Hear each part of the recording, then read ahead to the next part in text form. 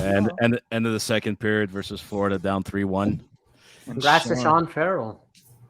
Sean Farrell scores his first fucking goal in his first shift at the Bell Center on his first shot. Looked like a Joey goal. Hey, it went in, right? Counts. As long as it goes in, it counts, right? Worst first goal of all time? Like in No, terms of aesthetics. No, Really? I think Max Talbot's goal is worse. In 2005 with Pittsburgh. Off the draw, just yanked it. The goalie wasn't even paying attention. He was going to the bench. Doesn't matter. Okay, really. fair enough. I remember Doesn't that. matter. Yeah. But doesn't this give you a little bit of PTSD with Sean Stop. Farrell Stop. scores his goal, having a good game, and then you go back and think about fucking Don't say it. Ryan Paling. Yeah. His know. first game in the NHL scores a I hat love that trick. kid. Yeah, I know. Yeah, Zook, but it's you not the picked the same. bad one. It does give me fucking PTSD. That's for sure. Zook, you picked the bad one. What happened? Yeah, well, you know what? Yeah, I had hope, but he didn't have the support staff that these kids have at this point. So That's true. But you score a hat trick in your first NHL game. Like they didn't manage him well, though. Talk about setting the fucking bar high. No, You've been right? your that's shootout winner, right? yourself. And They the didn't shootout. manage. And the They shootout. didn't manage the youth the same as they did nowadays. Back in the day, they fucked up a lot of kids. I think his concussion in the Yeah, that training too. camp Yeah. after didn't help him. Right. Don't forget, he was supposed to make the team before Nick Suzuki. We all forget that. Right. Yeah. Nick Suzuki made the team because He was- Ryan Paling got fucking hit. And to he the was head. having a strong camp up until He that point. was absolutely. He Like- totally was. Nick Suzuki was It breaks was my a heart. was a backup plan. It was between those two for the final spot on the roster.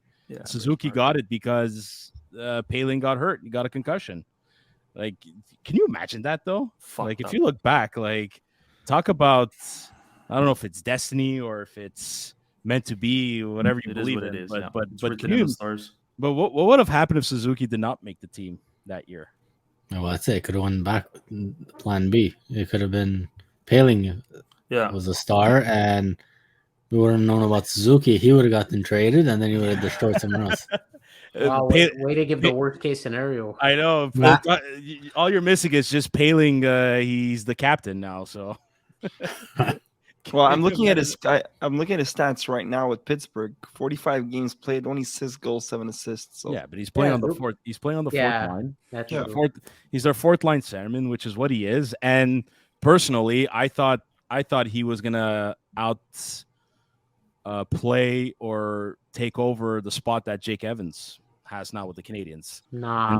And Jake Evans is a good worker, but I think Paling is a bit of a he's obviously a bigger player. I think he's a better skater. He's faster. But yeah, no, Jake Evans just the thing about Jake Evans was he was consistent. Nah, we need that right now. 'Cause we have none. Absolutely. But how about we get into Sean Farrell's debut? When did he play on? When was it? Tuesday? No, Monday. Monday. Against- No, No, Oh, it's Tuesday Tuesday. against Tuesday, Philadelphia. Tuesday. that's right. Yeah, I've lost not all too long. fucking. Yeah, kid looked good. He didn't look out of place. He didn't look out of place. No, I said it from the beginning. He's a smart player. He knows how to position himself properly. That's all he had, in my opinion, was his positioning. You could tell he was on point, but he still doesn't have the physical aspect to be in those places successfully So, for a long time. That's what I'm saying. so who was it? I think at one point he was up against Ivan Provorov. No, who's the Finnish guy there? The tall No, guy. there? it was the Russian, like, and Provorov just went like that. And Yeah. No, and poor but Farrell there was just also went, another player that did that. Could be, forgot it. but like that's the one I noticed. And I mean, Farrell's at 5'9". Like, Yeah, well, yeah, I He's- know, but so what? He'll gain like 15 pounds this summer or something, and that'll give Yeah. him enough. 15, No, or 10 pounds. How pounds. much, Zook? how about neck? What Well, do you want him? Caulfield did that. What do you want him Suzuki to? did that as well. You want him to squat like fucking 4 plates each side? and No, bench it's just 3? it's the core strength, man. He's in Montreal. He's gonna gain the weight. Yeah, it's not. Well, it's not only that he's in Montreal, but not Caulfield did the same Americans, thing. By the way, guys, he gained about 10, 15 pounds from last summer. How do you know this? He said it. After they do the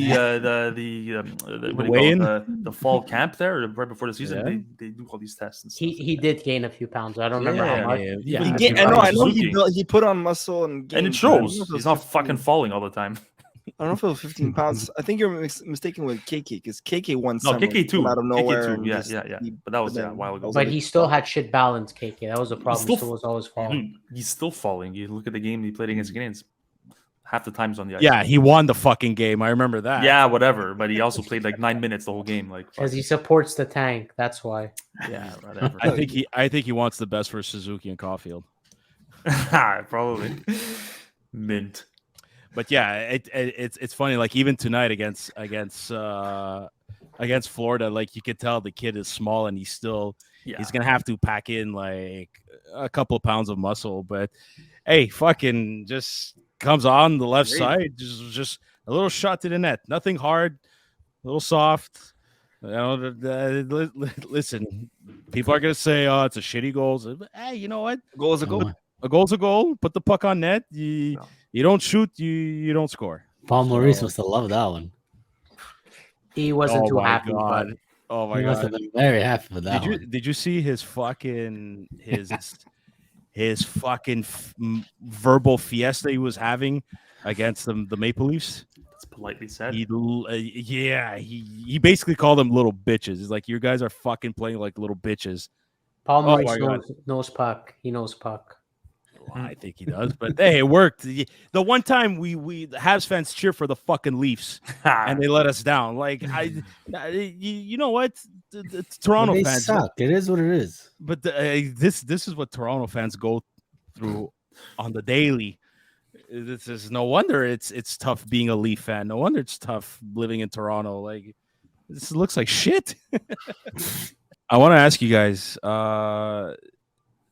Just going back to Farrell's debut, what did you think of St. Louis' comments when he was asked? Is it because he's showing that, you guys, are you confident putting him in the lineup? And he goes in French, he goes, "Oh, it's a question for Kent." Yeah, I mean, straight out, he didn't seem happy about putting him in. I don't know. He wants to win games, whereas Kent Hughes, I think, wants to see where prospects are at. That's and your perception. I agree with Kent Hughes. Besides the tank thing, they're not going anywhere. I'm sorry. We know they're not making playoffs. What does it hurt to put in the rookie for a few games just to see what he can do? Marty, I think, wants to always put the best lineup out there to win every night. But the season's over. So I personally agree with Kent, and I think Marty's in the wrong for that one. Yeah, but it wasn't even Kent's decision. It was Gorton's decision. Or Gorton, even if it's Gordon. I meant Kent. The upper and Marty said Kent because he's talking about the management. Like he was like generalizing. But what does it hurt to put the kid in just to see how he can do? It hurts Marty because Marty wants to have the best players available. Yeah, and I don't see an issue with Marty actually having. Like but the reaction I don't find pissed about it. But I think Marty maybe was just his job. Sort of, they didn't ask him. They don't have to ask him. I know they didn't. They're evaluating fucking prospects for reasons. I understand, but I mean, they didn't. I'm sure they made the decision to play Primo as well. It wasn't Marty's decision. You think Marty would have called up? That was weird, but that was weird though. Yeah, I don't. You know there's why? something there, man. Because I don't forget.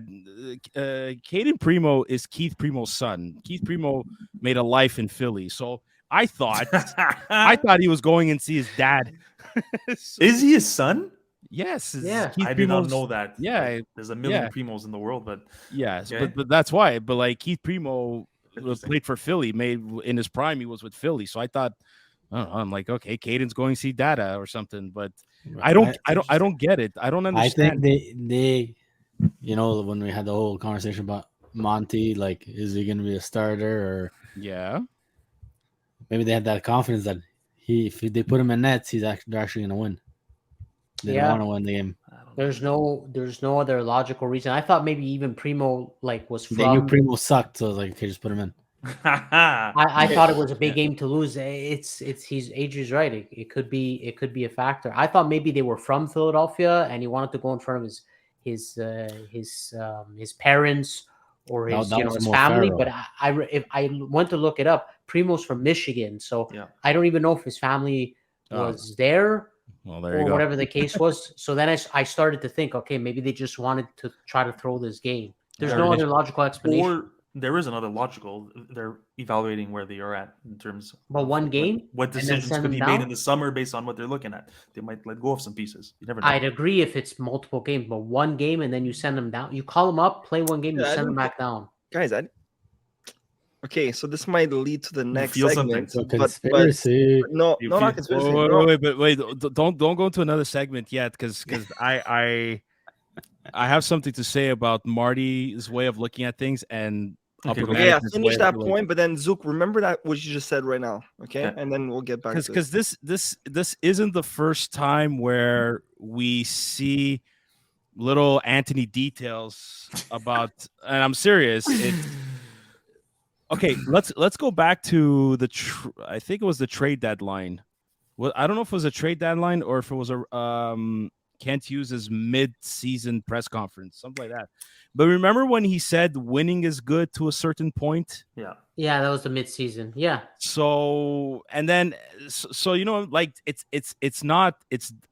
definitely not a knock on Marty, but at the same time too, it's like it's great. You're coaching these players to play well and to to play with heart and leave it all out on the ice. It's great and all, Yeah. but it's like, but fuck, but in doing so, you're creating results that might not be totally beneficial for the future plans of this team. And so fast forward to what happened this week. Like, it's like, oh, ask Kent that question. Oh, that's a question for Kent. So, But what was the Do you exact thi- question? it was something about, do you feel comfortable 'Cause putting That matters. Now, for some reason, I thought he was talking about Primo, but I don't know if he was talking about Primo or Farrell in the lineup. But something along the lines in French that, like, are you comfortable putting the kid in? And he's like, Terrible question. that's a question for Kent. Yeah. And then he asked again. He's like, wait, question for Kent. He's like, and Marty gave him a death stare. It's like, that's a question for Kent. That's fucking amazing, Marty, dude. He's just Man, fucking- look, he's a so- winner, dude. Like, what do you fucking blame? Oh, but okay, absolutely. Like- That's the hockey player in him coming Yeah, out, dude. like wanting to win Legend. at all. But like, I don't know. Do you guys Fucking think? Do you guys understand what I'm saying? Like, Yeah, do you understand what I'm saying? yeah, That Sam, they're- look at it. they Look at may it this not. way. They might not be seeing eye to eye. I know Marty's short, but you know what I mean. Like, Sam, look at it this way. I think Hughes and Gordon would have been much happier if they have 6 or 7 losses more than what they do now. But guys, Put it hold that on. way. no, that includes you on that list. I know that, and me as Yeah. well. Hey, but wait, hold on. I get what you're. Wow, I can't believe I'm saying this because I'm like the Mr. Detail guy. But for the first time, I'm not seeing it this way. I actually think we're just overthinking it because at the end of the day, guys, Marty doesn't make the final decision. Okay, Marty is a winner. He's not going to be a guy to have the losing mindset. Exactly. But at the end of the day, if Gordon and you say, "Hey, Marty, I don't give a fuck what you want to do. You're losing tonight," they have the right to do that. It's not Marty saying, "Hey, Hughes, this is my team. I'll do what the fuck I want." No. So at the end of the day, maybe they don't see eye to eye. Maybe like Sam, you're seeing those details, which is a given. It's something that I would see. But I think at the end of the day, if Gordon and Hughes want to lose, they would put their foot down. Yeah. So The other way around, then I would see what you're seeing. If Yeah, Marty, if it was Hughes the winner, and you know what I mean. Yeah, I agree that maybe it's totally blown out of proportion, and I think it's just media doing media things. Mm-hmm. But at the end of the day, I hope it doesn't become concerning in the future. I hope it doesn't become a problem in the future. Like, I hope it doesn't happen again, or at least I hope nobody makes some kind of comment, remark, like, not that they would do it on purpose, but like, you know what I mean? If they don't see eye to eye on a situation, like, as long as it's kept in the background and nobody knows about it. Dude. Yeah, right. It only become a problem if it does happen again and Marty is a bigger name in hockey later on. Right now, Hughes and Gordon can do what they want with him. I don't think he's earned the right to go against the management. I don't think he's earned it. I'm sorry. But he's getting there, though. He's getting there, but he's not there yet. So they still have the right to do it. Guys, And remember, he's a bigger name. I honestly think they're also playing a game of chess here, right? They're trying to There you go. like, guys, and this is what I was gonna say before about what Zook said, right? Like, why did they put Farrell? These games mean nothing.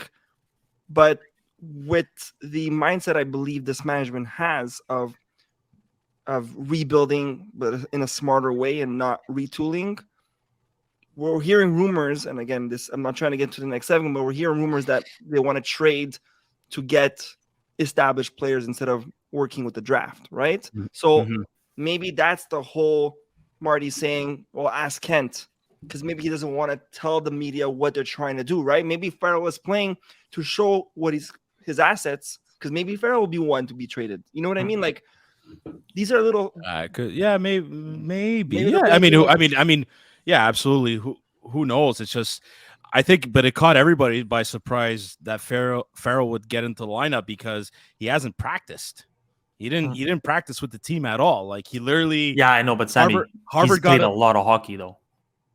Yeah, like, he has. Yeah, coming up until this point, I mean, he never played a lot of hockey, like is 30, 40 games in college a lot of hockey? That's right, but wasn't he in the playoff run like recently? Yeah, I'm including those games. Including, yeah. It's no, but the thing is, in terms of intensity, right? In terms of his intensity of like the kid dominated. Play. He's been having a lot of gameplay. But I mean, the kid dominated. Yeah. He was.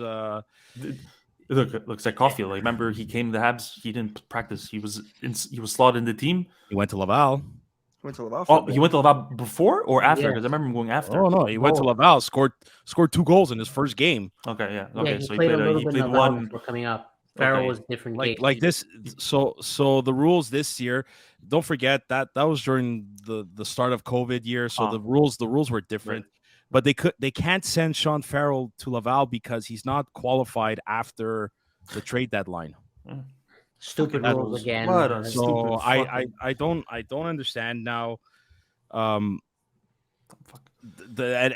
what he signed a 3-year contract because he's not over 22, and obviously the first year is burnt. That's fine, whatever. They did the same thing with Romanov. It wasn't a big deal. They're doing the same thing with Jordan Harris. Not a big deal. I'm curious. He won't be able to go to Laval. I'm curious to see if he will get a professional contract from Laval when the season's done, because the minors, they still play, I think, a bit more games after the season's done, but I'm not 100% sure. But all in all, it's like, look, I know I'm a big fan of this kid. To see him score his first goal tonight was awesome. I don't care how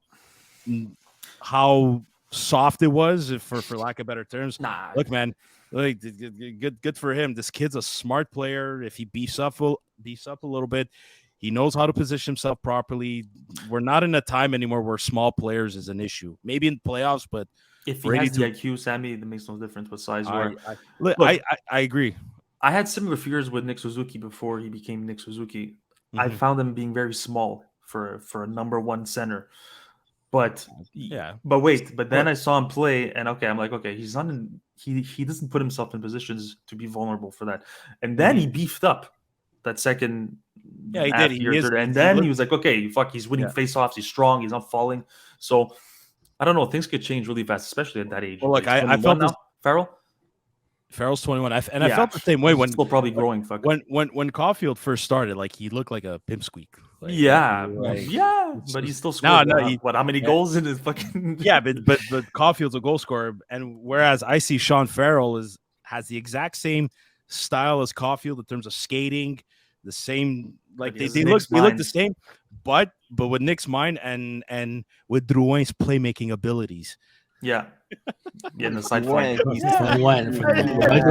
Okay, no, did you see Joy's face? That's exactly what I wanted from Joy. Listen, if he could replace Drouin, I'd take him. Sean Farrell's playmaking abilities is amazing.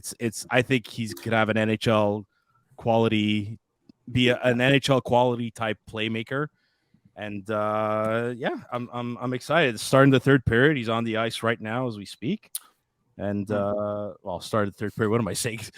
We're 7 minutes in. He's on the ice now. I see right here. So